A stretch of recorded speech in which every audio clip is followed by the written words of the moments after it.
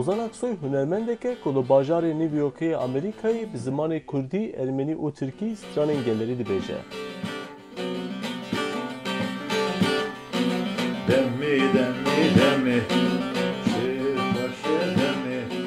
Ozan Aksoy di heman demê de li zanîngeha bajêra New Yorkê akademisyen e. Stranbêjî ku yekemîn albûma xwe ya solo ku navê wî Ozan e derxistiye, bi eslê xwe jî mabateke Kurd û Eleviya Mereşî ye.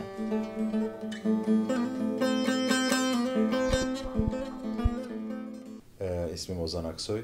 Dema ku min di beşa endazyariya pîşeyî ya zanîngeha bûgazçî dixwend, bi tevî ku masteranên xwişk û bira min dest bi mûzîkê kir û paşê jî ji bo li ser mûzîka Kurdî bi awayekî akademîk bixebitim, min biryar girt ku di zanîngeha bajarê New Yorkê dest pê bikim. Min doktora xwe li ser hûnermendên Kurd û Elewî kir.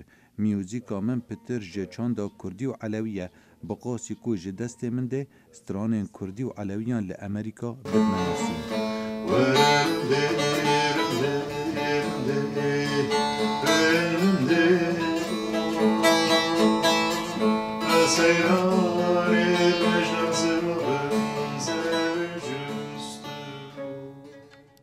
Aksoy got ku ji helalê kolîn û arşîvkirinê vê mûzîka Kurdî gelek baş tema ye û wiha domand. Müzik araştırma yapmak, arşivlemek. Piştgiriya dewletê tune ye. Di heman dem de jî gelek sedemên siyasî dî hene.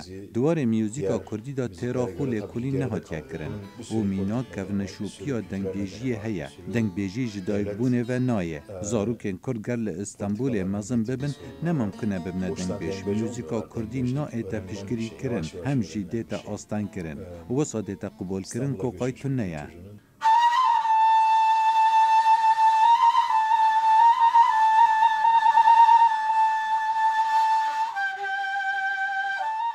Aksoy got ku huner hez bi mûzîka wî eleqedar dibin û wiha dewam kir.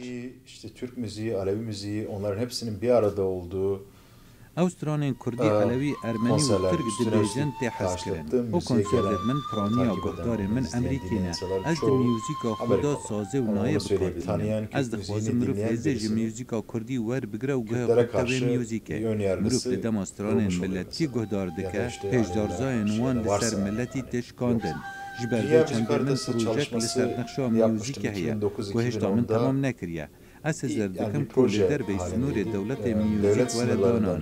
Hezre gelek baş e, lê ji ber ku derfetîye min nekariye pêk bînim.